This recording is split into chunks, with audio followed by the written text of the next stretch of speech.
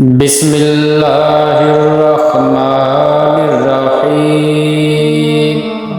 صحیح بخاری حدیث نمبر 66۔ ایک مرتبہ رسول خدا صلی اللہ علیہ وآلہ وسلم مسجد میں تشریف فرما تھے اور لوگ آپ صلی اللہ علیہ وسلم کے ارد گرد بیٹھے ہوئے تھے کہ 3 آدمی وہاں آئے۔ ان میں سے 2 رسول اللہ صلی اللہ علیہ وسلم کے سامنے پہنچ گئے اور ایک واپس چلا گیا۔ راوی کہتے ہیں کہ پھر وہ دونوں رسول اللہ صلی اللہ علیہ وسلم کے سامنے کھڑے ہو گئے۔ اس کے بعد ان میں سے ایک نے جب مجلس میں ایک جگہ کچھ گنجائش دیکھی تو وہاں بیٹھ گیا اور دوسرا اہل مجلس کے پیچھے بیٹھ گیا اور تیسرا جو تھا وہ لوٹ گیا۔ تو جب رسول اللہ صلی اللہ علیہ وسلم اپنی گفتگو سے فارغ ہوئے تو صحابہ رضی اللہ عنہ سے فرمایا کہ کیا میں تمہیں 3 آدمی کے بارے میں نہ بتاؤں تو سنو۔ ان میں سے ایک نے اللہ سے پناہ چاہی، اللہ نے اسے پناہ دی، اور دوسرے کو شرم آئی تو اللہ بھی اس سے شرمایا کہ اسے بھی بخش دیا، اور میں تیسرے شخص نے منہ موڑا تو اللہ نے بھی اس سے منہ موڑ دیا۔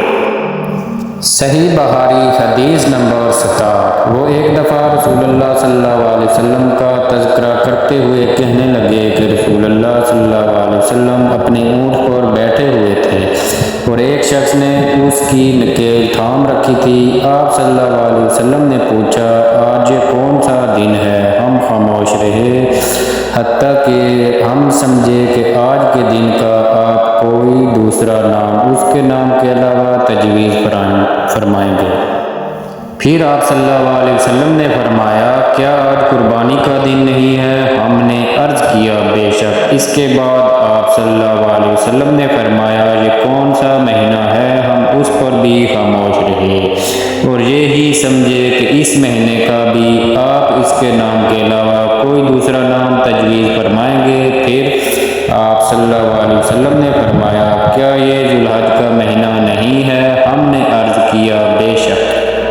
آپ صلی اللہ علیہ وسلم نے فرمایا، تو یقیناً تمہاری جانیں اور تمہارے مال اور تمہاری آبرو تمہارے درمیان اسی طرح حرام ہیں جس طرح آج کے دن کی حرمت تمہارے اس مہینے اور اس شہر میں ہے۔ پس جو شخص حاضر ہے اسے چاہیے کہ غائب کو یہ بات پہنچا دے، کیونکہ ایسا ممکن ہے کہ جو شخص یہاں موجود ہے وہ ایسے شخص کو یہ خبر پہنچائے جو اس سے زیادہ حدیث کا یاد رکھنے والا ہو۔